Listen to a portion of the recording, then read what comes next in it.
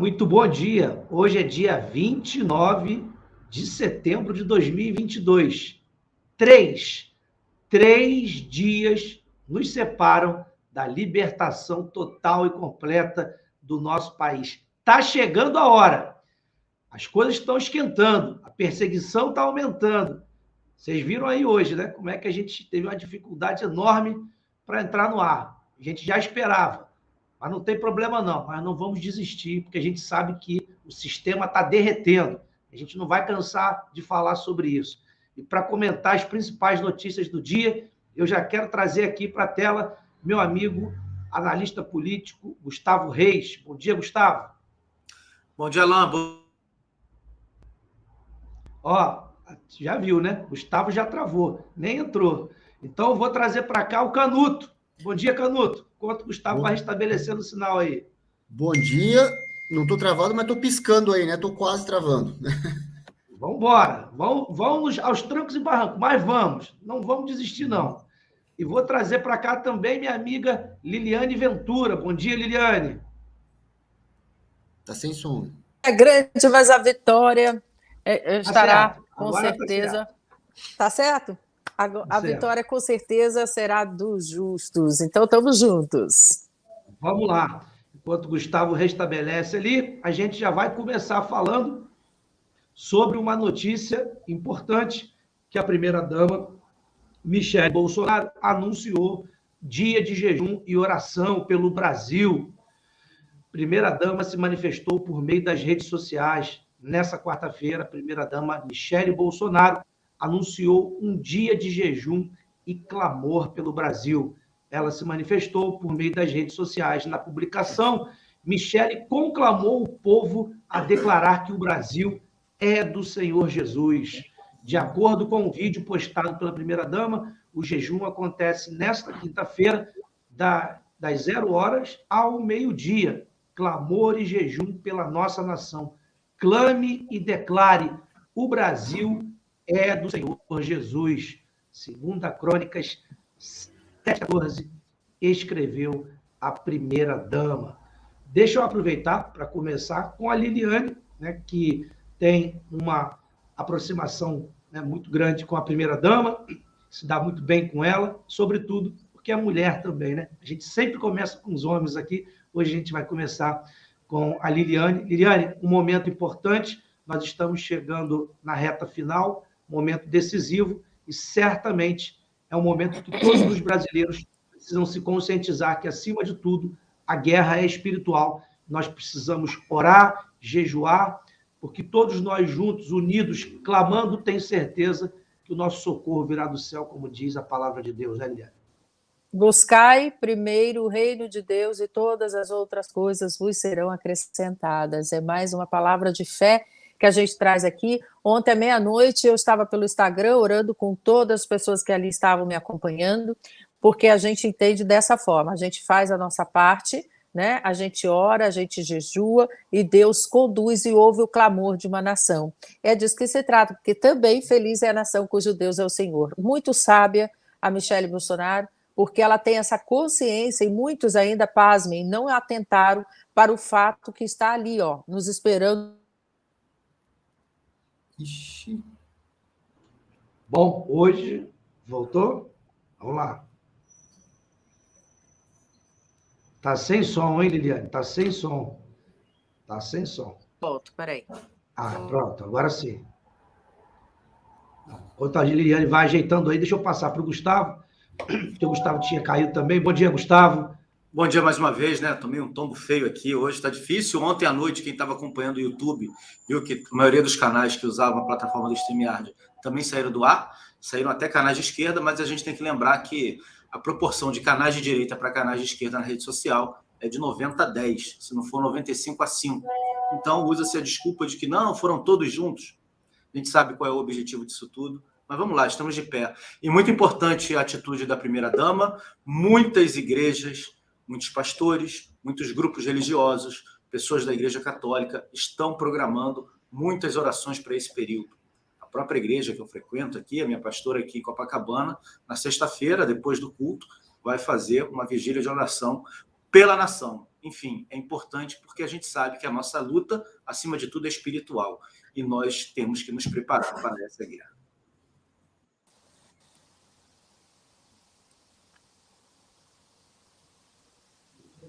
Você agora está sem som, Alain.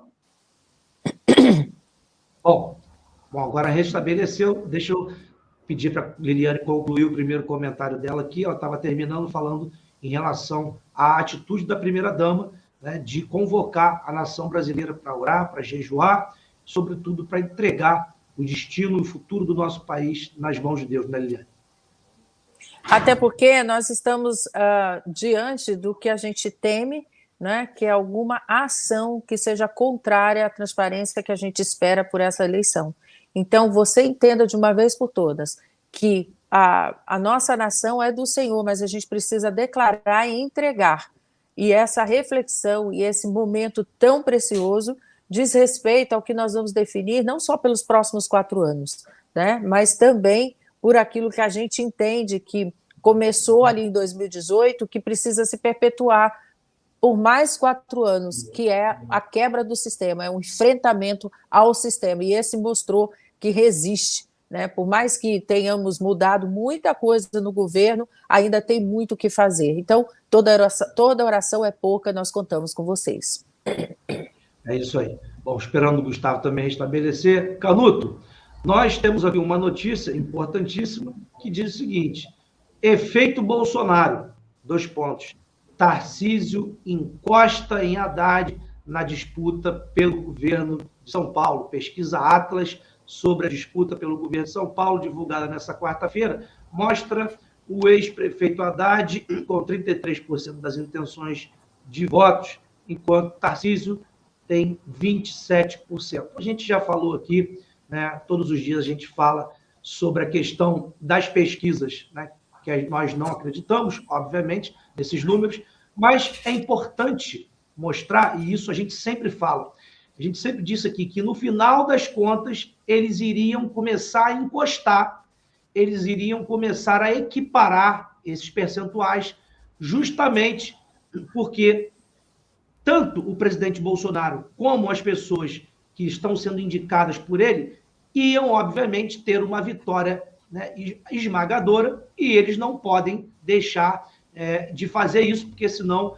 muitos deles, que inclusive até o próprio Arthur Lira já disse, que vão ter que pagar, né, por esses números manipulados que eles estão a todo momento colocando aí, e já estão declarando, né, mostrando aí com essas pesquisas, ainda que falsas, mas essa aproximação do Haddad é justamente para poder, do Tarcísio com o Haddad, é para poder dizer, lá na boca de urna, de 5 horas da tarde, domingo, né? Aí eles soltam rapidinho, Tarcísio passou. Na verdade, todo mundo já sabe que o Tarcísio sempre esteve na frente, porque o estado de São Paulo, né, é um principal estado do país, é o estado com maior PIB, é o estado de gente empreendedora, e ninguém vai querer um cara incompetente, que foi, inclusive, tido como o pior prefeito da história de São Paulo. Ninguém vai querer um cara desse como governador, né, Canuto?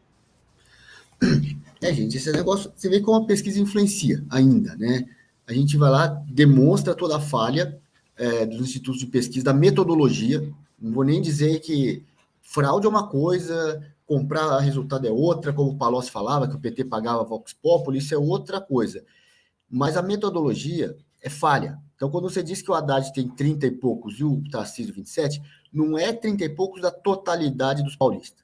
É entre as pessoas que aceitaram ficar 10, 15 minutos respondendo um questionário, entre essas pessoas, nesse segmento social, tem essa porcentagem. Só que tem uma porcentagem de pessoas muito alta que não quer responder pesquisa. Não vai ficar 10 minutos respondendo a pesquisa. Eu vi isso com o Datavar na rodoviária. O Datavar, para quem não viu ainda, passamos aqui na segunda ou na terça-feira, eu acho que na segunda-feira passamos o vídeo, assista aqui a transmissão, né, a edição do Jornal da Manhã de segunda-feira, ou então o vídeo mais curto tem lá nas minhas redes sociais, no Twitter, no Facebook, no TikTok, tá em todo lugar também. E aí você pode olhar, fomos lá com a caixinha na rodoviária, a pessoa tinha que pegar uma argolinha e votar uma vez, era 3, 4 segundos, pegar a argola e votava. Muita gente, para quem a gente pedia para participar, eu estimo, 20% a 30% não queriam participar. E aí quando a gente insistia, por favor, vota, quase sempre essa pessoa que a gente tinha que insistir era Bolsonaro. E assim como a gente teve essa dificuldade para colocar uma argolinha de 3 segundos, imagina um entrevistador com aquele monte de pergunta. Quem você vai votar para presidente? E para governador? E quem você não vota de jeito nenhum? E no segundo turno, entre Simone Tebet e Padre Kelman, quem você vota? E se for Soraya Tronic e Ciro Gomes? Qual o seu nível de renda? Qual a sua escolaridade? Gente, quem para na rua para ficar respondendo? Tem gente que tem que trabalhar, está apressado, não vai parar para falar com o entrevistador. Então, essas pesquisas, mesmo que elas sejam feitas de forma bem intencionada, elas não medem a totalidade do eleitorado. Tem que ser feito com essa reserva. Tá? A única coisa possível de medir o eleitorado é a votação, o resultado da urna, desde que seja apurado com transparência. Tá? Porque essas pessoas que não querem responder pesquisa, ou que não atendem celular de número desconhecido, quando as pesquisas são feitas por telefone, às vezes da maior boa intenção. Não tem dinheiro para fazer pesquisa de campo, vamos fazer por telefone que dá certo. Só que tem gente que não atende celular de número desconhecido. E você não pode pressupor que nesse grupo que não responde, as proporções são as mesmas do grupo que responde. Nós testamos isso na rodoviária. Eu tenho uma pesquisa de campo científica, não científica, na estatística das pessoas pesquisadas. Mas para ver, eu tenho testemunho, tem filme, teve que estar filmado, que um monte de gente se recusou a participar. E tenho certeza que um monte de gente se recusa a participar das pesquisas que são divulgadas, com toda a metodologia científica, estatística, blá, blá, blá, registrada no site do TSE, blá, blá, blá, blá, blá, mas que não mede isso daí. Então, a única medida mesmo, a hora que todo mundo vai votar, é no dia da eleição. Aquele resultado é a medida. Por isso, entre outras razões, por isso que as pesquisas erram feio. A gente circulou também essa semana, em 2018, a de Minas, lá deu 10% para o Zema, e de 20% e tanto para o Pimentel, que era o governador, e o Zema apareceu na frente do Pimentel, aí no Rio com o Witzel, sabe? Teve vários erros, mas vários erros grotescos. A pesquisa de 2014 para presidente, no primeiro turno, botava a Marina Silva com quase 30 e o Aécio lá atrás, com 18, tal. O Aécio teve 33, quase o dobro. Quase o dobro, a Marina Silva 20 ou menos de 20. Mas isso é margem de erro. Não, é porque o eleitor ele muda de opinião depois que fala com o entrevistador. Caô, porque esses 12, 13% que o Aécio teve a mais são aquelas pessoas que não querem responder pesquisa, que iam votar no Aécio, não quer falar com o entrevistador do Ibope, do Datafolha ou de qualquer um. É isso aí. Aí eles vêm com aqueles caôs, não, o entrevistador ele muda de opinião. Peraí, se ele muda de opinião com essa intensidade, pegar um candidato com 18 e levar para 33, isso acontece quase toda eleição, a sua metodologia científica, estatística e blá, blá, blá, blá, registrada no TSE, deveria ser capaz de medir isso. Se a sua metodologia não é capaz de medir isso, ela não serve para medir a totalidade do eleitorado. É um termômetro quebrado. Não serve para medir a febre. Não adianta medir metade. Um termômetro vai medir metade da febre. Não, ou você mede a febre inteira ou você não mede. Então, as pesquisas são isso. E aí vem esse número que retrata as pessoas que aceitaram responder a pesquisa, deu lá 30 e tantos para o Haddad. Pode ser que as pessoas que aceitaram responder a pesquisa. E quando o Haddad era prefeito, a mídia inteira ovacionava o Haddad, né? Ele teve no cargo de prefeito, acho que 16, 17% no primeiro turno. Perdeu para o Dória. Não davam que o Dória ia ganhar no primeiro turno, porque muita gente que não quis responder pergunta votava no Dória na época. Era a referência de antipetista, vamos dizer assim. Não tinha outro nome antipetista na chapa, então era o Dória. O pessoal votou no Dória. Todo mundo acabou votando e ganhou no primeiro turno, né? Aí, tipo assim, só o Haddad no cargo, o primeiro prefeito de São Paulo, não foi nem para o segundo turno.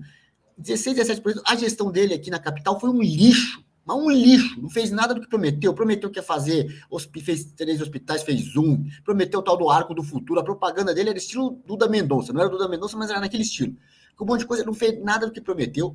Ficava com factoide aí, criando a polêmica onde não tinha, atrapalhando o trânsito, reduzindo a velocidade dos veículos, que até hoje não voltou, precisa voltar a velocidade que era antes do Haddad. Então reduziu a velocidade de veículos de todas as pistas, atrapalhou o trânsito e ficava criando essas polêmicas. Não, é para buscar um trânsito cidadão, respeitar o pedestre. É coisa nenhuma. É provocar polêmica para ocupar o espaço no debate público e ninguém ficar apontando a falta, ao descumprimento das promessas dele. Enfim, foi um lixo de gestão. Mais uma vez, vamos ver se agora o povo aprende. É a terceira vez que o PT entra. É a terceira vez que faz um lixo de gestão, é a terceira vez que não se reelege, né? Então, na capital, acho que é possível que eles vão ganhar de novo um dia, vão dar uma quarta chance para eles. E no governo do Estado, aqui a capital de São Paulo representa 1/3 do eleitorado paulista. Não, se ele teve 17% de voto, o que faria o Haddad ter mais voto agora? Não tem uma explicação plausível. Não existe explicação para isso. Não tem. O cara então, saiu assim, com a pior avaliação da história dos prefeitos de São Paulo. Depois, enquanto a gente vai comentando, Canuto, dá uma puxada aí para mim no Google, que você vai, coloca aí a avaliação de Haddad na eleição com Dória, você vai ver ali. Eu acho que foi abaixo de 10%, né? Saiu com uma avaliação péssima e ninguém vai acreditar, né, que um prefeito, né, como ele possa hoje, né, um cara que teve menos de 10% de avaliação, possa hoje ter a preferência da maioria do estado de São Paulo. E aí, Gustavo, a Meg, né, que sempre pega no meu pé aqui, pergunta quando o Gustavo não vem, minha amiga, ela colocou uma coisa interessante, né, que nós que somos do ramo comercial, a gente sabe disso. Ela colocou aqui, ó, conheço muitos comerciantes que não revelam seus votos por medo de perda de clientes. Exatamente isso. Eu conheço um monte de gente que é Bolsonaro, diz assim, Alan, eu não falo nada, não me coloco nessa discussão, justamente para não perder os clientes aqui. É o mesmo lance da máscara, né? Muita gente do comércio não concorda, mas manda o funcionário botar porque tem cliente que não quer entrar em loja que não tenha funcionário com a máscara. Ou seja, aí nós vamos surpreender mais uma vez. E aí, Gustavo, para te passar, eu quero ler essa notícia aqui. Bolsonaro lidera em pesquisa mais ampla que IPEC e Datafolha. Uma pesquisa de intenção de voto divulgada pelo Instituto Equilíbrio Brasil nesta quarta-feira, com uma amostra mais ampla do que aquelas que têm sido apresentadas pelos tradicionais IPEC e Datafolha, indicou a liderança do presidente Jair Bolsonaro na corrida presidencial. De acordo com o levantamento, o atual líder tem 44% da preferência contra 39% do ladrão. O número de pessoas consultadas e cidades pesquisadas pelo Equilíbrio Brasil é bem maior do que aquele que tem sido registrado nos mais recentes levantamentos feitos pelos institutos IPEC e Datafolha, por exemplo. De acordo com o Equilíbrio Brasil, foram ouvidas 11.500 pessoas em 1.286 cidades entre os dias 20 e 22 de setembro, com margem de erro de 3 pontos percentuais. Ou seja, Gustavo, ainda não é o ideal, mas pelo menos já temos uma pesquisa mais honesta, digamos assim, que ouviu 11.500 pessoas, porque todas as outras pesquisas IPEC, IBOP, elas ouvem 2.000 pessoas, portanto, você tem 5.600 municípios, você sequer tem uma pessoa por município sendo ouvida, essa ainda está sendo mais honesta, né? E aí, quando você ouve de fato a população, o que dá é aquilo que a gente vê nas ruas, Bolsonaro liderando, em que pese eu discordar do 49 a 39, né, da pesquisa aqui, eu discordo, né, obviamente, mas já é uma pesquisa mais honesta, porque todas as outras dão o contrário, dão o inverso. Essa diferença eles dão para o ladrão quando o ladrão não tem nenhuma representatividade na rua, nas redes sociais, em lugar nenhum. Está escancarado isso e a gente não cansa de falar, né? Pois é, a gente não cansa de falar e, mais uma vez, a gente precisa explicar o que eles estão fazendo nessa semana, o que eles fizeram a partir do 7 de setembro. Qual é a função da imprensa? Stalin definiu lá atrás. A imprensa é a arma mais poderosa do partido.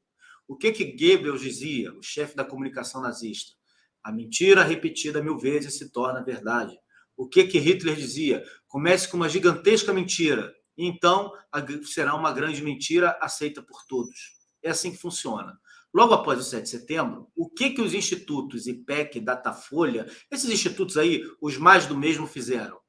Botaram o ladrão aumentando a distância, indo justamente contrário a tudo aquilo que nós vimos e que nós começamos a ver na reta final no mês de setembro. Então, estava na cara que quando chegasse agora, na última semana, na véspera da última semana, no final de semana, num movimento coordenado, eles fariam uma pressão através da mídia para dizer que o movimento para o ladrão era para ganhar no primeiro turno e que todos estavam ao lado do ladrão, todos estão ao lado do ladrão, e aí fizeram musiquinha, fizeram isso, fizeram aquilo, para que nós, principalmente aqueles que são mais ansiosos, que são mais nervosos, que se permitem ainda, e aqui não é uma falha de ninguém, é porque é uma lavagem cerebral, um bombardeio de informação 24 horas por dia na sua cabeça, ficam aflitos, ansiosos, acredite no que eles estão dizendo. E aí se desmotive para votar, aí acha que não vai valer a pena, acha que tudo está perdido, que não vai funcionar, etc. e tal. Uma pesquisa que pega um número muito maior de pessoas, é óbvio que ela tem chance de acertar mais. Por mais que qualquer técnico venha dizer que não é bem assim, porque com uma amostragem menor você consegue... Conversa fiada. São 155, 156 ou 165 milhões de eleitores. É gente que não acaba mais. É gente que não acaba mais. Num país continental com 5.575 municípios. Não pode uma pesquisa com 1.000 pessoas que representa 0, aí vamos lá, 0,0001, 4 zeros depois da vírgula e 1, dizer que isso representa o povo brasileiro. Isso não existe. Isso é uma vergonha. Isso é uma palhaçada fazer isso com o povo brasileiro. Portanto, a pesquisa já começa a se aproximar mais da realidade e aquilo que nós falamos, sem contar que outras pesquisas dão números que também comprovam aquilo que a gente está vendo. Olha, a gente não pode se deixar levar a pesquisa, nem positiva nem negativa. A gente tem que votar conforme a nossa convicção, saber da necessidade de votarmos, de exercermos esse direito nosso, para a gente fechar essa fatura no primeiro turno. Está tudo muito claro. Não resta outra coisa. Outro lado, se eles não conseguem colocar a gente na rua, se eles não conseguem colocar engajamento nas redes, se eles não conseguem demonstrar força de modo algum, a não ser por pesquisas de empresas que são ligadas ao lado de lá, não resta ao outro lado fazer esse barulho, fazer essa confusão toda. Nós não podemos deixar nos abater por conta disso. Olha que curioso. IPEC e Datafolha não vão fazer pesquisa de boca de urna dessa vez. Por que será? Não querem ser desmoralizados? Não querem retratar um número verdadeiro? Não sabem o que vai acontecer com a apuração da eleição? Por que será que pela primeira vez eles não vão fazer boca de urna? Qual o motivo? Tudo leva a crer que todo o procedimento das pesquisas, tudo colocado até hoje pelas pesquisas, não é verdadeiro. A imprensa mente. Alan, não sei se você vai conseguir botar aquele vídeo sobre a mentira deslavada e descarada dos jornalistas em relação àquilo que os seus olhos estão vendo. A pessoa narrando num programa em rede nacional de que não tinha ninguém apoiando o presidente Bolsonaro. Que coisa vergonhosa. Essas pessoas já deixaram de ser jornalistas. Elas são, efetivamente, soldados do outro lado. E o Instituto de Pesquisa faz parte dessa guerra, dessa engenharia social para que você desanime. Está aí, um instituto fazendo uma amostragem muito maior, se aproximando mais da realidade. Agora, a realidade, eu confio naquilo que o presidente fala. O presidente tem as suas pesquisas internas, o presidente tem a observação interna, tem muita gente boa do lado do presidente, dedicando todo o seu talento, todo o seu conhecimento, militares, enfim, para fazer um retrato do que a gente está tendo, e o presidente fala que vai ganhar com 60%. É isso que eu acredito. Bom, e o Gustavo antecipou, inclusive, né, que eu ia passar para a Liliane aqui. Mas vamos lá, porque é exatamente isso que ele acabou de dizer, que é super estranho, e a matéria diz exatamente isso. Estranho. Datafolha e IPEC não vão fazer pesquisas de boca de urna no domingo. O Instituto IPEC, o ex-IBOP, informou que não fará pesquisa de boca de urna no próximo domingo, dia da votação para o primeiro turno das eleições. A informação foi confirmada pelo Instituto. A diretora do Datafolha, Luciana Chong, informou que o Instituto não fará pesquisa de boca de urna nas eleições deste ano. A empresa já não faz o mesmo levantamento para presidente desde 1998, abre aspas. Na hora que o TSE divulgar a primeira parcial, já vai ser uma quantidade de votos muito maior do que as pesquisas de boca de urna. Ou seja, Liliane, como o Gustavo bem disse, né, muito estranho, né, que pela primeira vez esses institutos que sempre ficavam ali desesperados para dar os números, agora já não farão mais isso, porque estão com medo, sabem que serão expostos, a vergonha vai ser grande, a descredibilidade maior ainda, serão punidos, porque o governo já disse que esses números, essa disparidade que existe hoje, né? Ontem nós falamos aqui que tem matéria de jornal dizendo que Lula tem de 3 a 17 pontos de diferença. Ora, como é que você pode influenciar alguém dizendo que um tem entre 3 a 17 pontos? É vitória no primeiro turno. Então, como o Gustavo disse, são militantes, são canalhas que estão a serviço de um grupo político, óbvio, sem nenhuma credibilidade, né? Olha, você sabe que nós estamos passando um momento, me recorda muito de 2018, que não é muito diferente, não, o malabarismo dos números, a manipulação. Eu acredito, de verdade, que até um dado momento eles possam realizar essas pesquisas, mas eles precisavam identificar o local. O local, se é em porta de sindicato, que eles estão sedentos pela volta, né? Eles estão clamando aí pela volta dos sindicatos, dos presídios, de onde você queira aí, né, que as pessoas comunguem e tenham esse pensamento em consonância ao que vem ser a proposta do outro candidato. Lembrando, Alan, que a gente abriu dizendo aqui que nós estamos vivendo uma crise, né, um momento de uma guerra espiritual, e eu quero acrescentar que nós estamos em uma crise moral também.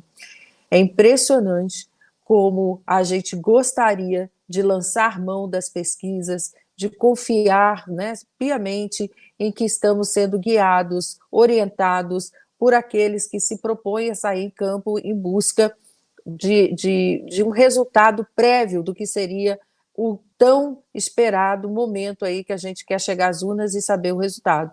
Mas não é assim que tem sido, não é assim que tem feito, e repetindo ao mesmo modus operandi em 2018, como bem foi colocado aqui, de influenciar as pessoas, sim, porque tem muitos que não respiram política como nós aqui, não entendem o valor, a importância da política que rege toda a nossa vida, e fica ali, muitas vezes, se guiando e se orientando no final. Qual que vai ganhar? Então vou votar no que vai ganhar mesmo, e assim fica. E essa é uma arma que eles têm usado, e a gente sabe que para o mal, porque a gente entende que fica... Quando não há o confronto das pesquisas, e aí eu quero lembrá-los aqui, que muitas vezes eles criticam aquelas que saem, né, com outros números, aquelas que apresentam outros números, eles dizem que essas não merecem credibilidade. Então, veja, está difícil para o eleitor, mas está muito claro para aqueles que, de novo, acompanham aqui o dia a dia e estão entendendo a manipulação que acontece pela mídia, pelas pesquisas e por tudo mais que interessa aí o outro lado chega ao poder.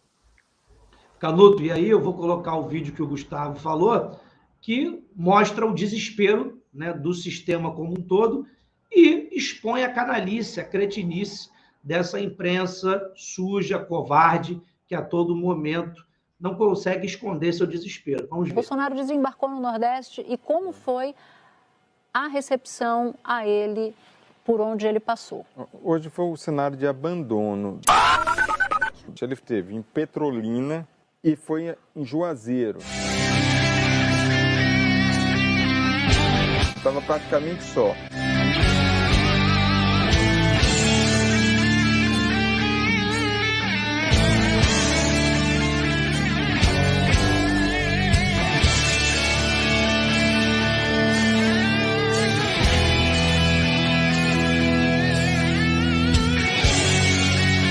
Estava praticamente só.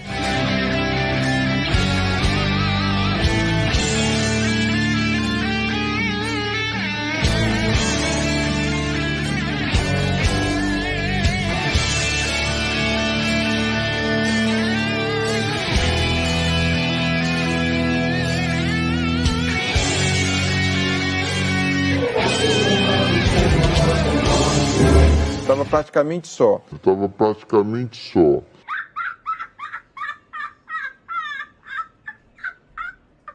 Corte rápido. Faca. É Tramontina. Como foi? E aí a gente tem que rir, né, Canuto? Porque fica claro e evidente o desespero dessa imprensa militante cretina. E eu não vou cansar de dizer isso. É uma imprensa cretina. Porque o cara que fala que o cara estava praticamente só com uma multidão daquela... só mostra o desespero, porque eles jamais imaginariam um dia que um candidato, melhor dizendo, um presidente, um líder de direita pudesse chegar no Nordeste e promover o que a gente tem visto, né? Esses milhões de girassóis andando, né? Ou pelo menos paradas ali, né? De verde e amarelo. Isso leva um desespero, né? O que faz, né, um militante, que eu nem chamo de jornalista, que inclusive hoje fez um tweet, né? Fez um tweet lá dizendo, porque montaram, olha, ele é tão covarde que ele disse que montaram umas imagens, né? Porque ele fez uma colocação no jornal e montaram umas imagens. Não montaram umas imagens, não, camarote. Você é mau caráter mesmo, porque você sabe o que aconteceu lá em Petrolina, mas você não quer confessar, é diferente. Você não quer confessar. Você sabe o que aconteceu e você tenta deturpar, né, distorcer os fatos. E não dá para brigar com os fatos. Todo o Brasil e o mundo viu a multidão nas ruas de Petrolina, interior de Pernambuco. E isso desespera vocês, né, Canuto? Ela, é o seguinte, eu fico pensando, cara, como as imagens dessas circulam na internet, o cara fala que não tinha ninguém. Esse é um verdadeiro negacionista, ele está negando essas imagens. O cara que fala isso, ele é um negacionista, esse Gerson Camarote aí. Porque, gente, olha que ponto chegou. Eles ficam soltando esses números que ninguém acredita mais, né?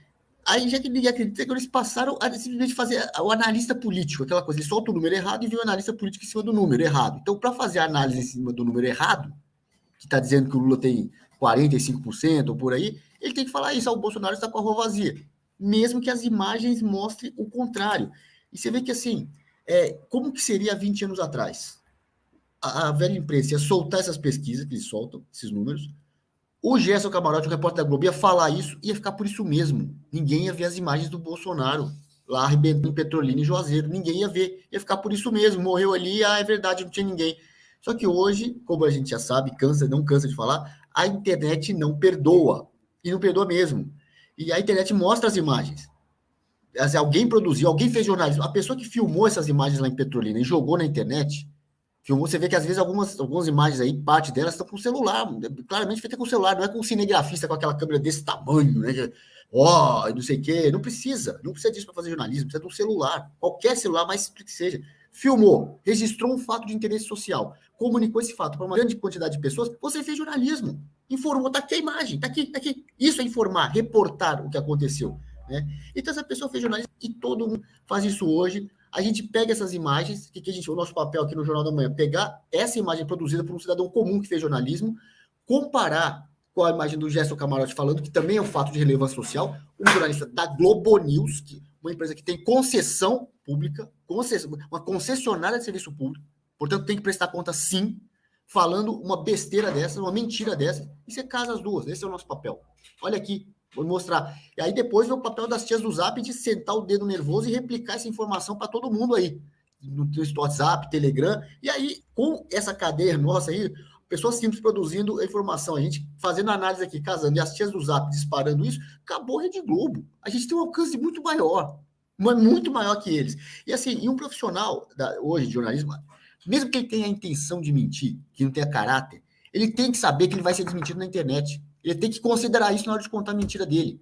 Porque a internet vai desmontar o cara. Se o profissional da velha imprensa não tem consciência que a internet não vai perdoar, ele é um incompetente. Não é nem caráter, é falta de capacidade profissional. Eu questiono isso. E não é só dele, não. Da uma parte dos jornalistas aí, da Globo Lixo, de outros, eles não têm competência para fazer jornalismo hoje, porque eles querem desconsiderar, fingir que a internet não existe. Você vê, dá um boicote na gente.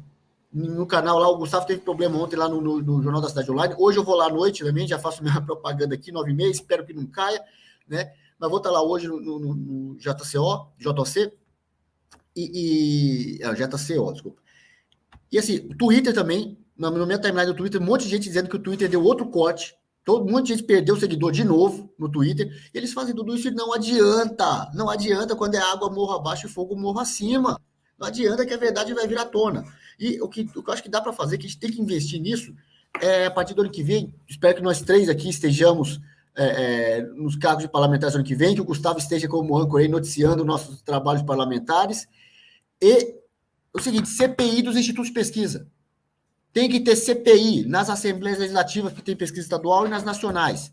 E aí também, Liliana, no caso da legislação, que é federal de institutos de pesquisa, tem que regulamentar a pesquisa eleitoral, sim. E dizer o seguinte, as pesquisas, entre várias coisas que eles têm que fazer de transparência, tem que filmar. Aqui em São Paulo puseram aquela porcaria de câmera no policial, que ele não pode nem ir no banheiro para tirar. Eles também não tem que trabalhar para abolir esse negócio, né? Câmera aqui no policial. Agora, entrevistador de instituto de pesquisa vai ter que andar com câmera. Tem que botar isso na lei. Vai fazer pesquisa eleitoral, vai andar com câmera e a câmera vai registrar quantas pessoas não quiseram falar com ele. Porque vamos supor que 40% das pessoas que esse entrevistador abordou na rua falaram, não quero responder pesquisa eleitoral. Então, a pesquisa vai ter que dizer, ó, isso aqui representa os 60% que toparam responder. E tem mais 40% que a gente não sabe o que eles pensam. Aí um candidato tem 30, outro tem 40, aqueles 40% que não quiseram responder pode virar o jogo. Essa informação precisa ser dada, é importante. Eles omitem, eles fazem de sacanagem. Vai precisar de CPI em cima, porque além da metodologia ser falha, ainda tem o fato de quem paga, o interesse político de quem contrata e de quem faz a pesquisa. Então tem que ter CPI dos institutos de pesquisa no que vem.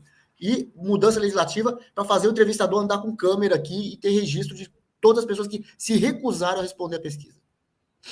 E aí, ontem, né, Gustavo, nós tivemos aí uma polêmica, né, porque o PL emitiu um relatório, né, em relação a inconsistências nas urnas. E isso gerou, né, um desgaste enorme e o ministro Alexandre de Moraes determinou, então, a abertura, né, no inquérito do PL, no inquérito. Bom, vamos ler aqui a notícia. Moraes inclui PL, o partido do presidente Bolsonaro, em inquérito das fake news após documentos sobre sistema eleitoral. Na noite desta quarta-feira, o Tribunal Superior Eleitoral disse que o ministro Alexandre de Moraes, presidente da Corte, ordenou que a auditoria do sistema eleitoral feita pelo PL, divulgada mais cedo, seja alvo de investigação no inquérito das fake news para apurar eventual responsabilidade criminal de seus idealizadores. Em um documento de 2 páginas, a sigla do presidente Jair Bolsonaro alega ter encontrado risco de invasão interna ou externa nos sistemas eleitorais, com grave impacto nos resultados das eleições de outubro e um poder absoluto de alguns técnicos da corte para manipular resultados da eleição sem deixar qualquer rastro.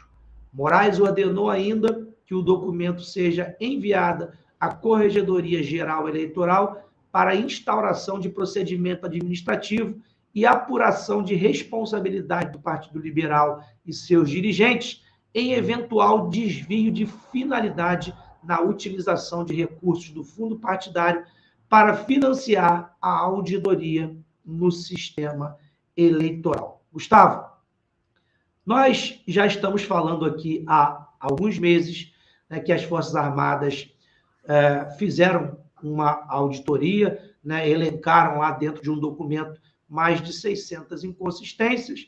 Isso foi apresentado ao TSE, muitas delas realmente foram sanadas e, no final das contas, eu me lembro que ficou uma quantidade, né? Eu não sei se de fato são essas 25 que, por exemplo, a auditoria externa do PL identificou. De toda forma, o ministro Alexandre de Moraes não gostou dessa notícia, disse que é uma notícia falsa e incluiu o partido PL no inquérito das fake news. Agora, era importante que a pessoa que fez essa auditoria, né, que provavelmente é um especialista, um técnico, tivesse assinado isso tudo para deixar claro, para deixar registrado e, óbvio, para abrir oportunidade para outros técnicos também observarem essas inconsistências que foram encontradas. Porque você faz um documento puro, sem a assinatura de um técnico, né, fica meio vazio. Então, eu acho que deveria ser importante a pessoa que fez, o técnico que fez, assinar e abrir, convidar outros especialistas para que eles também tivessem a oportunidade de auditar. Porque isso é muito grave. Nós estamos falando aqui a todo momento que nós nunca negamos a possibilidade de uma fraude, de um golpe. O que nós não cremos é que isso se concretize, uma vez que as Forças Armadas estão dentro do processo desde o início, justamente para averiguar esse tipo de situação, né, Gustavo? Exatamente. O que você falou é muito importante, perdão, porque senão é dar margem para o outro lado te acusar daquilo que o PL agora está sendo acusado de fazer fake news. Se você faz um laudo, se você faz um levantamento, se você expõe uma série de coisas, você tem que dizer quem foi responsável pelo laudo, mostrar quem assinou esse laudo, com a experiência dessa pessoa que fez isso daí, da empresa que fez isso daí. Foi o que o presidente falou lá atrás. Nós vamos contratar uma auditoria externa para fazer essa averiguação. Averiguação feita, averiguação apontando os problemas, agora a nota ficaria perfeita se botasse lá o nome de quem colocou, quem apontou todas essas falhas encontradas por essa auditoria do Partido Liberal. Outra coisa importante falar é o seguinte, o outro lado agora, né? O outro lado se comporta como o garotinho dono da bola da partida de futebol. Se ele não jogar, ou se não atender, se o time não for o time que ele quer, não tem bola, não serve, acaba a brincadeira, não pode continuar. Como é que não se pode questionar, como é que não se pode levantar suspeitas a partir de análise técnica de algo? Afirmar que é perfeito e acabou e todo mundo tem que aceitar? Não, mas isso não pode, está errado, isso daí é mentira, isso não funciona. Como pode isso? É um absurdo sem fim se a gente parar para pensar e analisar o básico do básico, porque é isso que está acontecendo. Uma auditoria externa vem, aponta problema, não, você está mentindo, você não pode apontar problema. E aí eu vou fazer de tudo para te ferrar, eu vou dizer que você usou o dinheiro de forma errada, eu vou pegar alguma coisa aqui para te prejudicar e te acusar de ter feito algo errado. É isso que a gente está vendo. Triste, lamentável. Bom, a gente já entende todo o processo, a gente já entende tudo o que está acontecendo. Vamos aguardar mais um capítulo. Olha, desde o início, desde 2018, antes de 2018, nós falávamos assim, vai ser uma guerra, não vai ser fácil, e quem disse que seria fácil? E a gente veio durante esse período todo vivenciando isso. A gente tem que entender que a gente está vivenciando uma guerra e a gente agora vai para uma batalha decisiva, para lá de decisiva. Por isso que nesses dias nós veremos isso tudo. Já estamos vendo coisas absurdas, já estamos vendo desde o 7 de setembro uma série de situações absurdas. E daqui até o domingo, haja coração, muita coisa vai acontecer. Liliane, falando no iminente ministro, Moraes determina a investigação sobre vazamento de inquérito relacionado a Bolsonaro. Nesta quarta-feira, o ministro Alexandre de Moraes determinou a abertura de um procedimento administrativo para apurar o vazamento de informações relativas a um processo que tramita em sigilo no Supremo Tribunal Federal. As informações foram noticiadas pela imprensa e dizem respeito à quebra de sigilo do tenente-coronel Mauro Cid, que é o ajudante de ordens do presidente Jair Bolsonaro. Tudo isso no âmbito da investigação sobre transações consideradas suspeitas no gabinete do presidente da República. De acordo com a decisão de Moraes, as reportagens sobre o assunto devem ser juntadas ao procedimento administrativo, assim como todas as informações relativas à publicação das decisões que foram proferidas à Procuradoria-Geral. Fato é que o presidente já falou, né, quem foi que vazou essas informações. Se é um inquérito sigiloso e está no Supremo Tribunal Federal, como é que foi parar na mão da imprensa? Certamente não foi ninguém do todo poder emanado do povo, né? Fato é que alguém lá de dentro, algum deles, sobretudo o que é o relator, o que tem interesse total e completo no inquérito, é que, obviamente, deve estar vazando essas informações. Porque quem é que faria isso? Até porque isso, se identificado a pessoa que fez isso, é um crime. Será que vão identificar, Liliane? Ótimo. Eu estou achando ótimo. Deixe esse senhor agir conforme ele deseja. Ele está sendo exposto. Eu nunca vi, e eu quero aqui perguntar, né, para você que está me ouvindo aí, você pode escrever aqui no chat, ou até responder aí na sua casa, no seu trabalho, qual é o maior, hoje, a maior autoridade que trabalha em favor do Bolsonaro? É esse senhor. O efeito é exatamente esse. Eu já disse e repito, o brasileiro não gosta de injustiça. E por todas as análises que a gente tem de política, comentarista de política, a gente vê que os pés foram metidos pelas mãos. Então, não há o que argumentar. Há, sim, o que eu não aguento mais reclamar aqui. E eu preciso dizer que, como uma pessoa que espero estar lá no Congresso, no próximo ano, que eu tenho vários projetos nessa direção.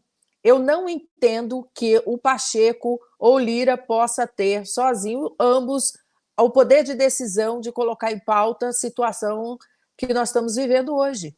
No caso do Senado, que é o Pacheco. Eu não entendo isso. Eu não me conformo, melhor dizendo. E isso passa por onde? Pela Casa das Leis. E como é que a gente faz isso? Provocando a lei.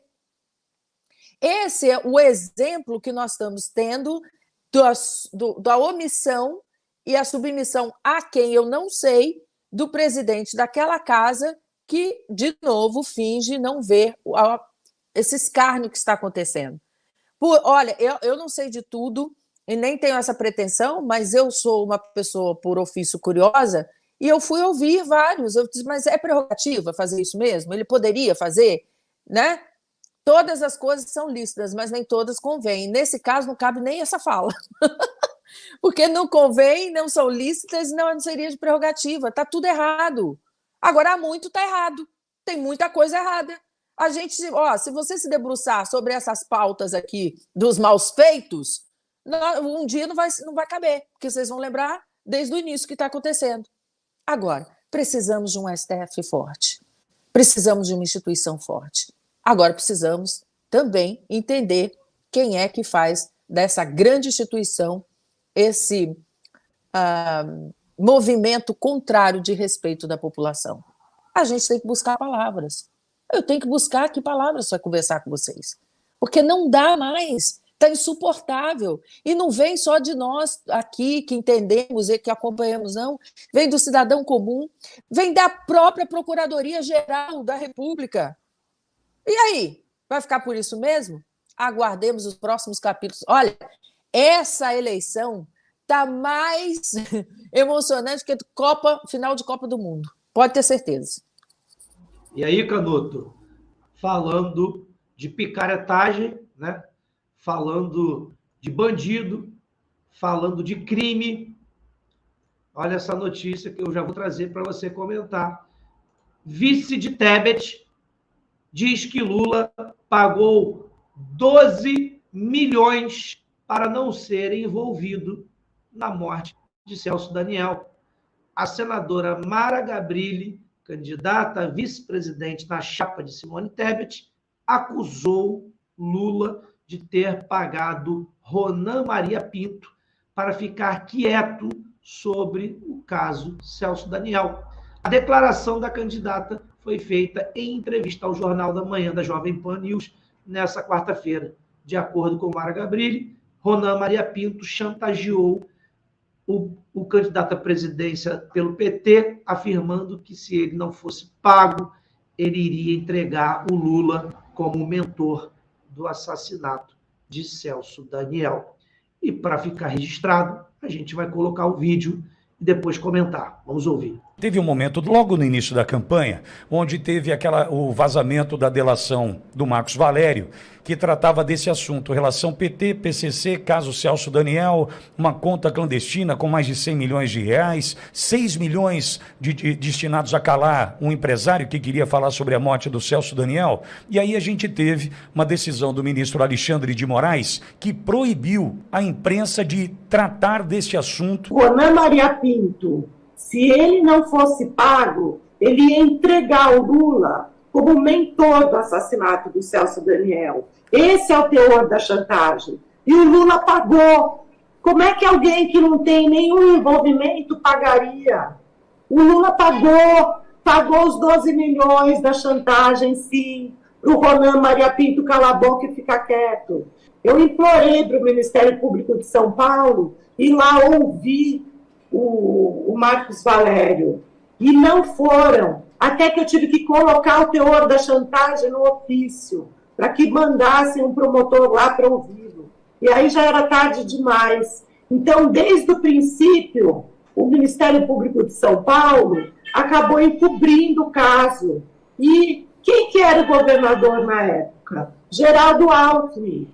E hoje estão juntos, Geraldo Alckmin e Lula, com uma mácula dessa, um assassinato brutal desse, que na segunda-feira, antes do assassinato do Celso Daniel, o irmão dele procurou minha família para pedir para acalmar minha família, que eles acabariam, e o Celso Daniel acabaria com o esquema de corrupção e pararia de extorquir o meu pai da forma que fazia. Isso foi na segunda, na sexta-feira ele foi sequestrado e depois morto. E vem dizer que é crime comum, vem dizer que o Lula é inocente. Não, pelo amor de Deus. É uma vergonha de país. E a gente se está tampando. E a gente não pode deixar, entendeu, que essa falácia tome conta do país. As pessoas não podem cair nessa, que o Lula é inocente. Bom, não sou eu que estou falando, não é o Jornal da Manhã, do canal Todo Poder e Maior do Povo, mas é a senadora Mara Gabrilli, vice na chapa da Simone Tebet, que acaba de afirmar que Lula pagou 12 milhões para não ser denunciado, né, no caso, como mentor do crime do Celso Daniel. Canuto, quando a gente ouve todo esse envolvimento do ladrão em esquema criminoso de morte de um prefeito, quando a gente vê o ladrão no esquema em que aparelhou todas as estatais, todas operavam no vermelho, desviou recursos para o exterior, roubou, teve de maneira indevida um triplex, um sítio, um avião, né? Porque tinha aquele Aerolula lá que ninguém fala, enfim, todo esse sistema criminoso de corrupção, e aí você tem um judiciário, né, que tem a cara de pau de dizer, não, ele foi julgado no lugar errado para ganhar tempo, para que o processo pudesse ser arquivado, e hoje ele disputa tranquilamente, como se fosse alguém limpo, honesto, que fosse ficha limpa, que pudesse disputar uma eleição, quando deveria estar na cadeia, preso, de preferência, prisão perpétua, por todos esses crimes que ele cometeu. Realmente, o sistema liberou o ladrão na tentativa de colocá-lo na cadeira presidencial, mas eles não contavam, obviamente, com o que aconteceria no país com a força do povo que está ao lado do presidente, indignado com tudo isso, e com as Forças Armadas conscientes de tudo que está acontecendo, né, cara? Bom, a Mara Gabrilli ganhou meu respeito hoje, mais ainda, porque, na verdade, ela já tinha falado tudo isso que ela falou hoje antes. Tem outros eventos aí, audiências que ela está participando, em que ela está tocando nesse ponto aí, e tocar agora, na véspera da eleição, mostra que realmente ela é anti-PT, ninguém pode acusar de não ser anti-PT, e, assim, daí a dizer que a pessoa é conservadora, eu sei, mas que ela é antipetista e ganhou meu respeito, assim, pela coragem dela de enfrentar esse pessoal, né? Porque o Celso Daniel, por muito menos, olha o que aconteceu com ele. O Celso Daniel não estava denunciando ninguém, ele só falou, para de desviar dinheiro do desvio. Tinha um desvio da prefeitura para o partido, era um desvio, não pode ter o desvio do desvio. Foi só isso que ele falou. E acabou como acabou. Essa história que ela conta, que ela já vem contando há muito tempo, bate com a do Celso, com a do Marcos Valério. O Marcos Valério contou isso na delação dele para a Polícia Federal, essa que foi revelada há algumas semanas atrás aí. Ele fala aqui mesmo, e foi isso que o Marcos Valério falou, que chamaram, que o Ronan Maria Pinto estava chantageando. A gente só não sabia o valor. Agora a Mara Gabrilli revelou o valor, que era 12 milhões. E aí pediram para o Marcos Valério arrumar, contando que seja esses 12 milhões, arrume esses 12 milhões. E o Marcos Valério, segundo o que ele fala, diz, eu tô fora porque isso é sujeira. Se o Marcos Valério acha que isso é sujeira, se o Marcos Valério, operador do Mensalão, acha que isso é sujeira, é porque é sujeira mesmo. Ali é muito mais sujo. Ou seja, mostra que os petistas, a cúpula do PT é muito mais suja do que Marcos Valério, do que a turma que operou aí o Mensalão, né? A Mara Gabrilli, a família dela é do ABC, ela contou aí no vídeo, o pai dela vinha sendo chantageado, extorquido pela prefeitura petista para levantar fundos para a campanha do Lula e outras campanhas do PT, né? O Marcos Valério disse também, lá na delação premiada dele, que entrava dinheiro do crime organizado, nas palavras do Marcos Valério, leia-se PCC, estava metido no rolo todo aí de Celso Daniel, de prefeitura de Santo André, né? E agora é o seguinte, ela está falando, dando o depoimento dela, que ela testemunhou, né? E aí, tomando, dizendo verdade, o que ela falou, o Lula é um ladrão, o Lula é assassino. A gente aqui, Lula, ladrão, ladrão, ladrão.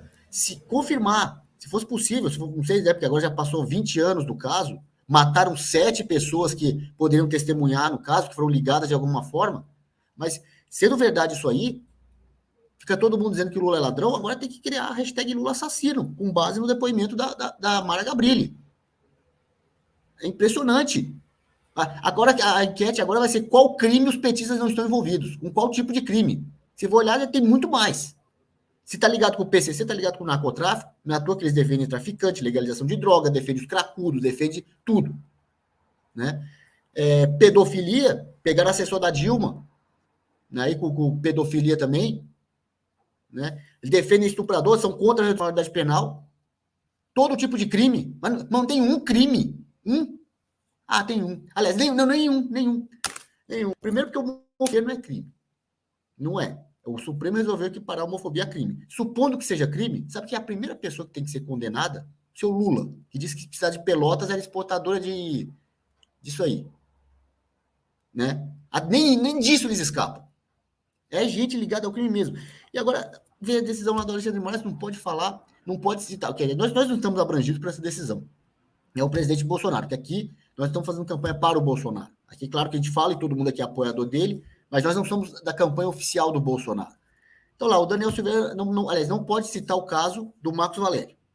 Tá, agora vai vir uma decisão falando que não pode falar da Mara Gabrilli também. A Mara Gabrilli vai ser punida. Ela é uma senadora parlamentar, com imunidade parlamentar, com imunidade para quaisquer opiniões, palavras e votos. Quaisquer. Então tem direito de falar isso aí. O contesta, vai lá, apresenta a prova dizendo que ela está mentindo, mas ela tem direito de falar. Foi a mesma coisa do Daniel Silveira. Daniel Silveira foi preso. Né? A questão agora é o seguinte, se o Alexandre de Moraes vai mandar prender uma cadeirante, ela é tetraplégica, a Mara Gabrilli, se assim como for lá buscar o Daniel Silveira, vão levar os policiais lá para pegar a cadeira de roda e sair carregando a Mara Gabrilli para dentro da cadeia, porque ela deu testemunho. Meu pai estava sendo extorquido pelo Ronan Maria Pinto, pelo prefeitura do PT, e o Ronan Maria Pinto lá ia denunciar, ela deu um relato, testemunho dela, testemunho. Ela não xingou o ministro do STF, ela não falou para fechar poder, ela não falou para destituir ministro, tem nada de antidemocrático nisso que ela falou, não é antidemocrático, não é fake news, é o testemunho dela. E aí, o que vão inventar para prender a Mara Gabrilli? Essa é a pergunta que fica. Não vão inventar nada, porque, óbvio, como ela é de esquerda e faz parte do sistema, certamente vai ficar tranquila, apesar de ter denunciado, só denunciou também, óbvio, porque foi com o pai dela. Porque se fosse com qualquer outro cidadão e ela soubesse, ela não estaria nem aí. Isso a gente já conhece, né, da hipocrisia da velha política. Mas foi bom, né, expor. A gente sempre pega essas exposições, que são importantes, a gente usa, né? Como a gente tem usado aí, às vezes, o Ciro também, quando mostra os crimes cometidos pelo ladrão. E aí, o Gustavo, olha só, né, porque a gente está falando nessa linha de canalhas, Randolph aciona o STF para garantir ônibus gratuito no dia da eleição.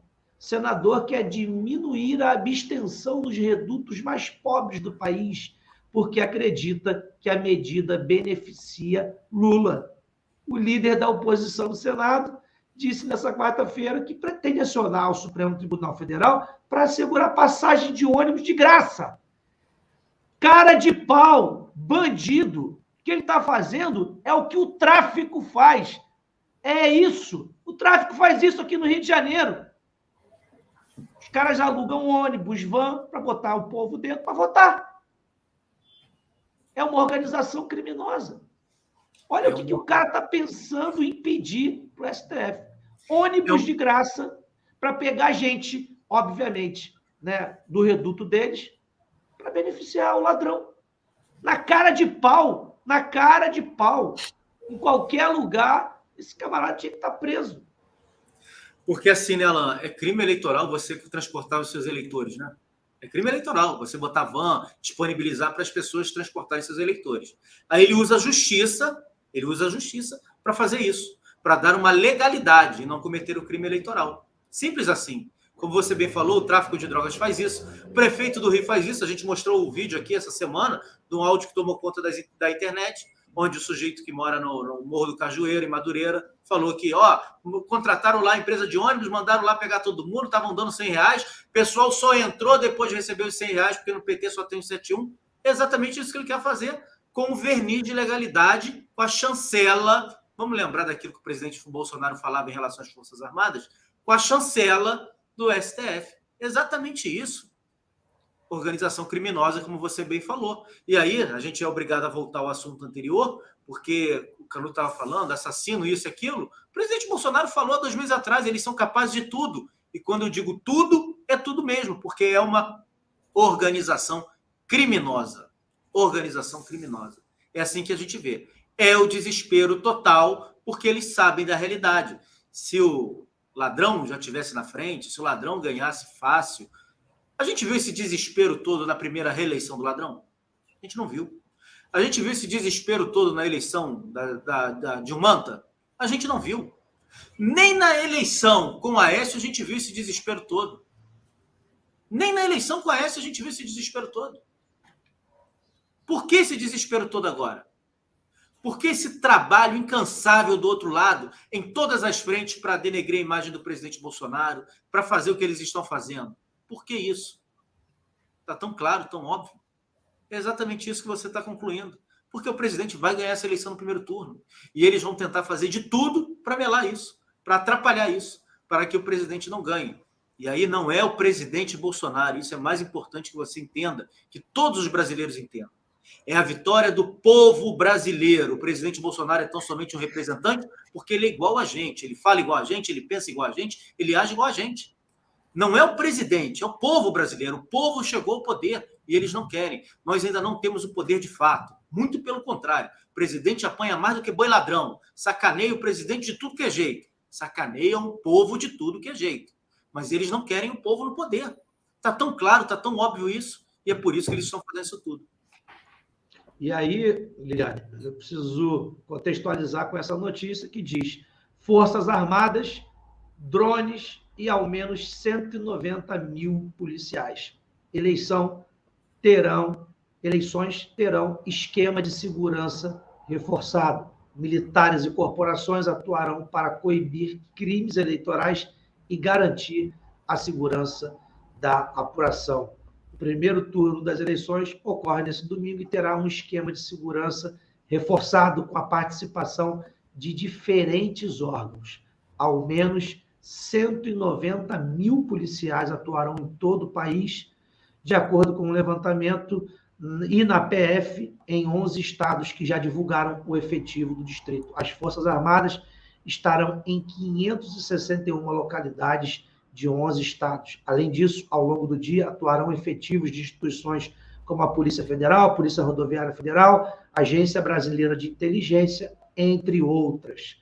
Ou seja, tudo que o presidente falou, né, o aparato está pronto, as Forças Armadas estarão atuantes dentro do processo do início ao fim, e isso só reforça o que o Gustavo acabou de falar. Se eles estivessem tão tranquilos de que dariam algum tipo de golpe ou fraude, jamais nós estaríamos vendo cenas como essas. Se nós estamos vendo esse desespero total e completo, a ponto de pedir autorização ao judiciário para mandar um ônibus gratuito para buscar eleitor para o ladrão, é porque, de fato, eles sabem que vão perder e não vão conseguir fraudar, porque lá estará as Forças Armadas, né?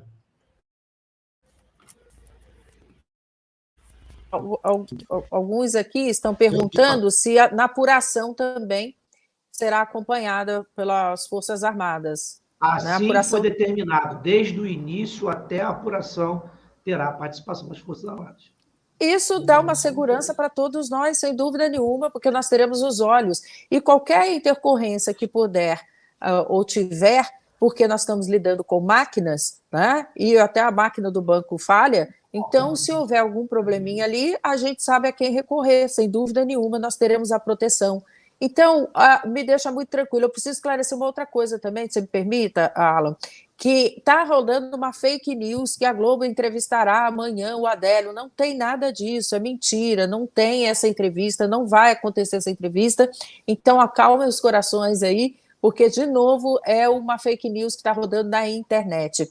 Eu queria voltar um pouquinho à questão da senadora Mara Gabrilli, para dizer do peso do depoimento dela, do testemunho, quando ela colocou, né, na imprensa, e no caso foi na Jovem Pan, lá de Bauru, essa entrevista com o meu querido Alexandre Pittoli, que o peso se dá pelo fato dela ser uma senadora da República, ela sabe muito bem, né, a gravidade dessa denúncia, e, para além disso, é importante a gente ressaltar que ela não é bolsonarista. Porque se fosse uma deputada, ou uma senadora bolsonarista, já estariam agora desacreditando a sua fala. Então, é muito importante que você compartilhe tudo que a gente coloca aqui no Jornal da Manhã, porque você não vai ver essa notícia na chamada carcomida mídia. Você não vai ver. Eles vão se esquivar ao máximo para que não tenha visualização ou que ninguém possa ter acesso a esse tipo de informação, né? Então, por favor, nos ajudem aqui, compartilhando agora essa informação, porque ela é gravíssima. Num país sério, né, nós teríamos outro tipo de atitude depois de uma denúncia como essa. Porque não é a dona Maria ali da esquina que merece o nosso respeito só, não. É alguém que tem legitimidade e tem representatividade nessa casa que é o Senado. Então, por favor, não vamos deixar, se possível, recorte aqui esse vídeo e passe para frente, porque essa é, eu diria, que a maior bomba numa véspera de eleição, a gente ter esse tipo de depoimento e acusação. Agora, vamos esperar para ver, né? E a gente já sabe qual é o resultado, o que vai acontecer. Nada. Lamentavelmente. Bom, eu quero aproveitar para agradecer aqui o Cauã Ramos, né, que me deu uma informação importante, e eu acabei de abrir aqui, e é verdade. Está aqui, Jornal o Globo. Eduardo Paes anuncia ônibus de graça no dia da eleição. O prefeito anunciou que eleitores poderão viajar de graça nos ônibus do Rio no próximo domingo. A passagem gratuita valerá das 6 às 20 horas. Abre aspas. Atenção! Vamos fortalecer a festa da democracia. No próximo domingo, entre 6 e 20 horas, o transporte por ônibus e BRT no Rio não será cobrado. Palavras de Eduardo Paes. Tentativa de golpe. Tentativa de levar o eleitor dos deputados que ele está apoiando, porque ele está falando para todo mundo aqui no Rio que vai fazer 10 federais, né? E aí está colocando o ônibus à disposição, né, para que os cabos eleitorais dos deputados que ele apoia entupa de gente e leve até a sessão, né? E é bom, né? Porque aí o cara já sai de lá com um comprovantezinho, né? E diz assim, aqui, ó, votei, tá? Eu votei. Porque tem isso, né? E o nome disso é voto de cabresto. Não está fazendo nada para beneficiar ninguém, não. Isso é pilantragem. Nunca antes ouvi isso. Eu não me lembro de ônibus gratuito, não me lembro de nada gratuito para ninguém votar. Se teve, eu não sei. Pelo menos que eu lembre, não. Era crime. Você não podia botar van, disponibilizar van para os seus coisas. Não pode. É crime, né, Canuto? É crime. É que nem boca de urna. Não pode. Todo ano tem problema com isso. Transporte de eleitor, com a van, com a perua, com a Kombi lá, você não pode passar lá, geral pega o pessoal, paga o cachorro quente, vota e traz de volta e lá traz mais uma leva. Isso não pode, mas assim, a gente tem que considerar o seguinte, às vezes no Brasil, se você for olhar qual o valor médio aí de uma tarifa de ônibus de metrô no Brasil, uns R$4, está em torno disso, algumas cidades mais, outras menos, e de volta 8. A multa eleitoral, se você não votar, é mais barato que isso. Para um eleitor de baixa renda, esses R$8 contam. Por isso que vários candidatos no Brasil inteiro faziam esse esquema de transporte de eleitor. É proibido, não sei se chega a ser crime eleitoral, mas é uma infração que certamente gera multa, se não gerar uma punição maior. Não pode fazer transporte de eleitor. Não pode, mas fazem. Qual que eu vejo a solução para isso? Eu acho que teria que ter transporte gratuito em todo o país. Né? Porque você não pode ter numa cidade sim, na outra não. Por que o Eduardo Paes está fazendo isso? Porque alguns currais eleitorais na periferia do Rio, ele acha que vai ter mais voto. E numa cidade na zona rural, por exemplo, quando sabe o agro está todo fechado com o Bolsonaro, a pessoa de uma zona rural vai ter mais dificuldade ainda de acessar uma urna eletrônica lá no perímetro urbano da cidade, né? O local de votação.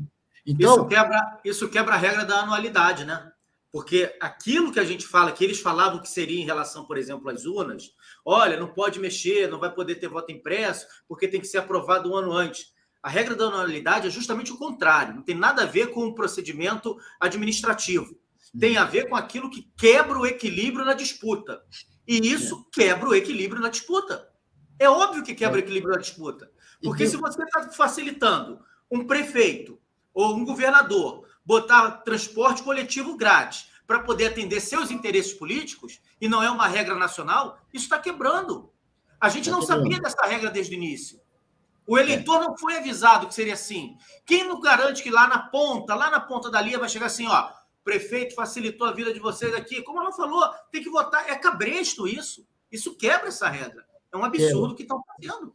Eu acho o seguinte, assim, você pode até... Eu vou discordar um pouquinho. O que não pode, assim, é você ter só naquela base eleitoral onde eu acho que eu vou ter voto, só ali vai ter transporte gratuito. Tem que ser para todo mundo. E tem que ser problema. Mas tem que ter a comunicação antes. A pessoa tem que saber que essa é uma regra válida, que não é uma benesse do prefeito, que não é uma benesse do político tal, que não é a benesse daquele gestor daquela região, que é uma regra válida em todo o país, porque a lei determina isso. E o prefeito não está sendo o homem bom, ou o vereador da região, ou o deputado da região está sendo o homem bom que está facilitando a vida dele. Esse é o ponto. Essa é a regra da moralidade. Do jeito que está assim, parece que é uma concessão, uma benesse do Eduardo Paes com o dinheiro dos outros, né? Com o dinheiro do povo. Porque alguém vai custear essa tarifa não arrecadada, porque as concessionárias de ônibus e metrô vão ter o mesmo custo operacional de combustível, da diária do motorista, desgaste do veículo, vão ter custo igualzinho, só que não vão arrecadar a tarifa nesse dia. Quem vai pagar vai sair dos cofres da prefeitura, certo? Eu acho o seguinte... Tinha que fazer nacionalmente. E de onde ia sair o custeio para isso? Fundão eleitoral, bicho. Em vez de dar dinheiro para partido, para mão de partido, que controla, o pessoal da velha política só repassa para os candidatos do esquema, da cúpula partidária, usa o dinheiro de fundo partidário para financiar todas as prefeituras do Brasil a pagarem o ônibus de graça no dia da votação. Isso sim seria um investimento eleitoral. É para o Brasil inteiro, para todo mundo, tanto o eleitor de um candidato como do outro de todos. E não ficar o prefeito, eu sou o bonzinho que vou te dar o ônibus de graça hoje, e sabendo que isso vai beneficiar o curral eleitoral dele. Isso aqui não pode acontecer no Brasil. Isso assim, a gente já está com a imprensa desacreditada, a gente já está com o judiciário desacreditado, agora nós vamos desacreditar as eleições também, desacreditar a nossa democracia. Isso não pode ser assim. O problema é que esse é um projeto futuro. A gente tem que falar da agora. Isso é crime. Alguém tem que dizer, não vai fazer isso. Se fizer, vai ser preso. Eu concordo com o projeto, mas é para o futuro. E agora? Qual vai ser a ação? Qual vai ser a atitude? Isso é crime. Isso é crime. Isso é desespero do ladrão, porque o Eduardo Paes apoia o ladrão aqui no Rio. E ele veio aqui para ir numa escola de samba, passou vergonha, porque não tinha ninguém. E o Eduardo Paes fez o quê? Mandou rapidinho uns ônibus para alguns lugares para encher, para levar para lá, para ele não passar vergonha, para ninguém tirar foto e ver que estava vazio. Sistema criminoso isso, rapaz. Sistema criminoso. Já vou aproveitar aqui, porque nós estamos finalizando, já para aproveitar e dizer para vocês. Olha, aqui no Rio de Janeiro, a gente fala isso a todo momento. Só tem uma solução. Chama-se intervenção federal. Essa é a realidade. Porque o que tem de bandido, de organização criminosa instalada no poder público aqui, é uma coisa que dificilmente nós vamos conseguir resolver pela via política.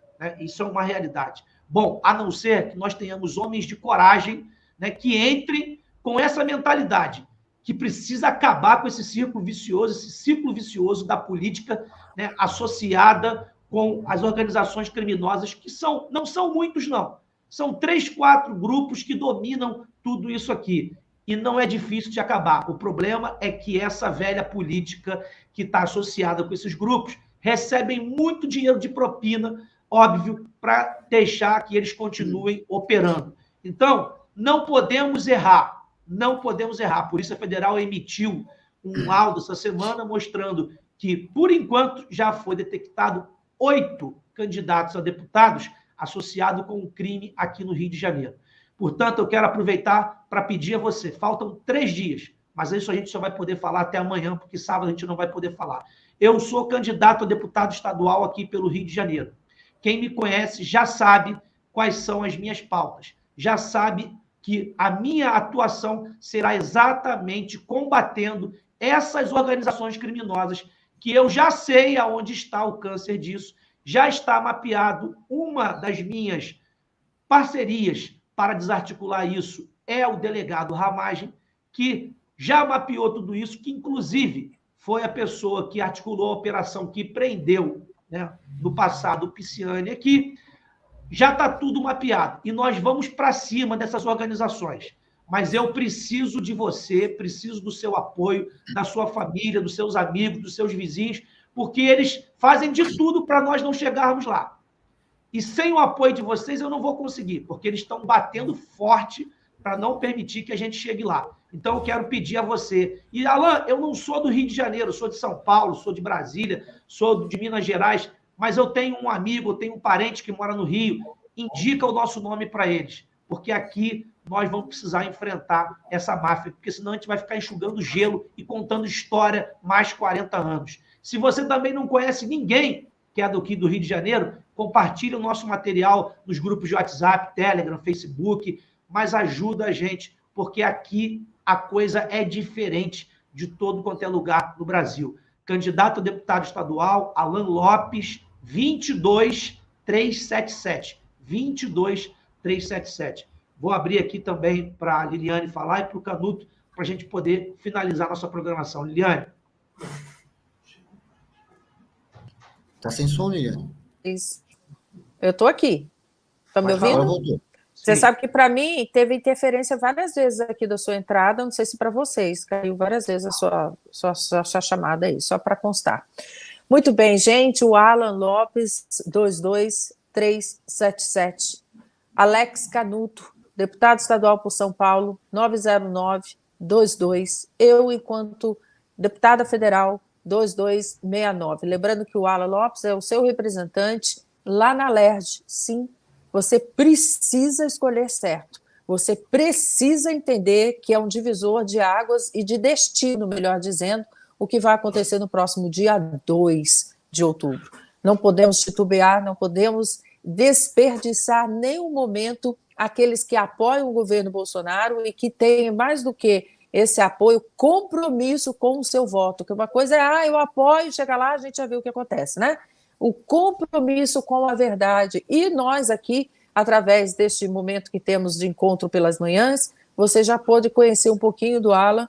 Aí você que é carioca, você que é fluminense, pôde conhecer muito de nós aqui, né, do Alex Canuto também, e de mim pelas redes sociais, que a gente tem feito esse trabalho há muito tempo. Nós não estamos chegando agora sentando na janelinha, não, é compromisso sério com aquilo que nós acreditamos para todo o Brasil. Então, eu peço humildemente, você do Rio de Janeiro, deposite a sua confiança no 22377, Alan Lopes, para deputado estadual, aqui por São Paulo, no Alex Canuto. Estou repetindo mesmo para dar tempo, sei lá, pegar papel e caneta e anotar. Faça a sua colinha, tá? 90222.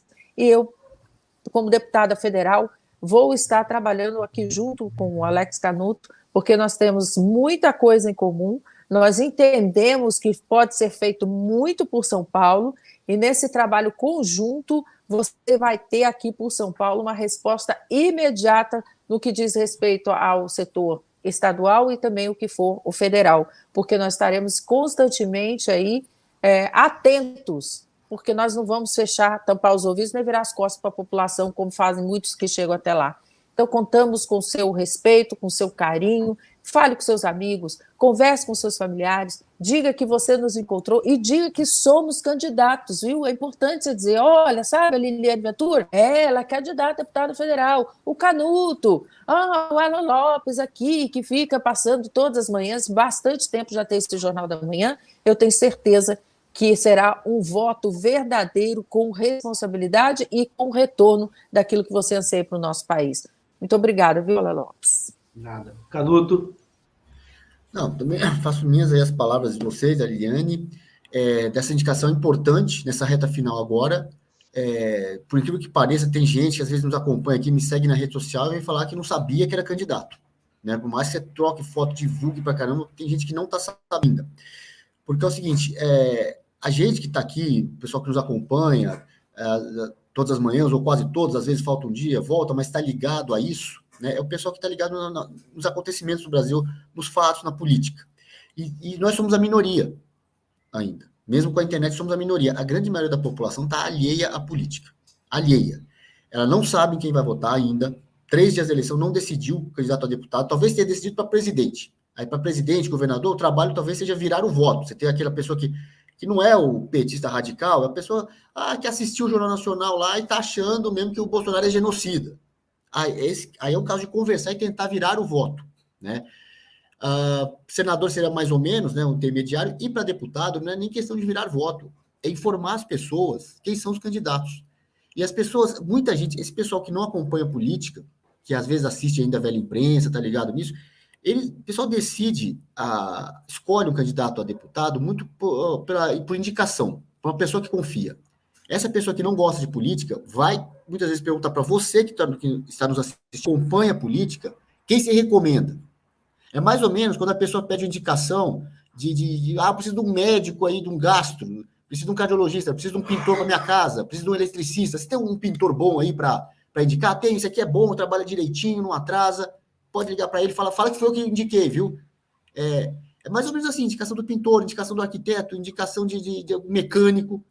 E as pessoas que não são da política vão votar, esse vai ser o principal critério. Ela confia em você, porque ela não acompanha, ela às vezes vive numa outra realidade, no trabalho, ou numa outra atividade que não é política, então ela vai ver alguém que ela confia na política, quem você recomenda que eu vote para deputado.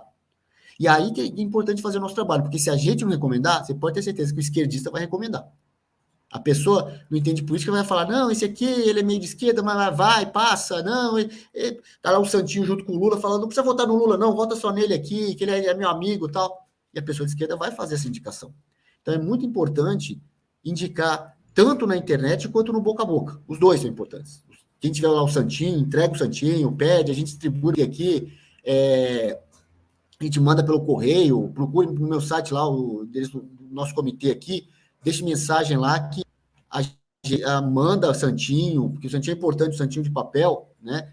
E a internet, também divulgar isso nos grupos de família, nos grupos de amigos, sempre com noção, claro, não é pegar e mandar 30 mensagens ali para entupir o grupo inteiro, ser indelicado, ser às vezes inapropriado naquele lugar, mas fala, gente, estamos a 3 dias de eleição, eu nunca falo de política aqui, ou se fala mesmo, queria pedir o voto, porque é ali que a gente ganha.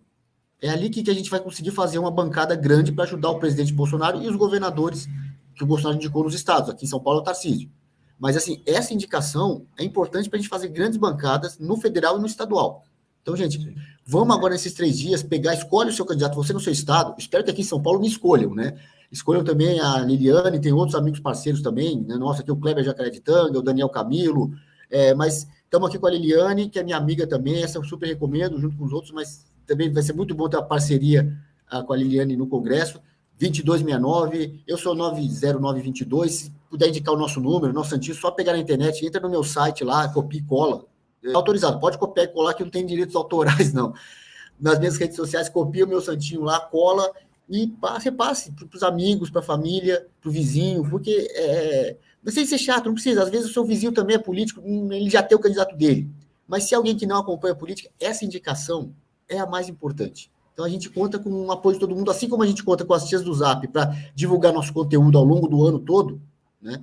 Na campanha agora, a gente conta não só com as tias do Zap, mas com todo mundo, com os tios do churrasco, como o Alan fala, né?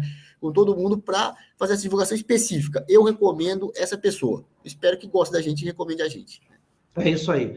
Meus amigos, podem ter certeza, esse desespero que vocês estão vendo aí que está acontecendo é a certeza de que nós vamos vencer esse jogo no primeiro turno. Pode acreditar. Vai dar certo. Não fica pessimista, não, porque é isso que eles querem, né? Desanimar as pessoas, desestimular as pessoas, para que a pessoa diga o seguinte, já vai ter golpe, já vai ter fraude, por que eu vou sair de casa para votar? Isso é uma estratégia para fazer você desanimar, achar que vai ter fraude, golpe e ficar em casa e gerar a famosa abstenção, que é tudo o que eles querem. Mas não vão conseguir, porque nós vamos vencer no primeiro turno, já está decretado. Fiquem firmes, porque vai dar tudo certo. A todos que nos assistiram até agora, meu carinho, meu abraço. Obrigado, Gustavo, obrigado, Liliane, obrigado, Canuto, e especialmente a vocês. Que Deus os abençoe, abençoe sua família, abençoe o nosso Brasil e até amanhã às 10h30. Quer falar, Gustavo? Vá de verde e amarelo. O presidente pediu. Guarde verde e amarelo, não está proibido, não. Use camisa da seleção, verde e amarelo, mostre que nós somos a maioria nas ruas também. É isso. Vamos fazer uma grande onda verde e amarela nesse domingo e assim que sair o resultado, vamos sair às ruas para comemorar, soltar fogos, abraçar os amigos, a família, vai ter comemoração, vai dar tudo certo. Fiquem com Deus, até amanhã.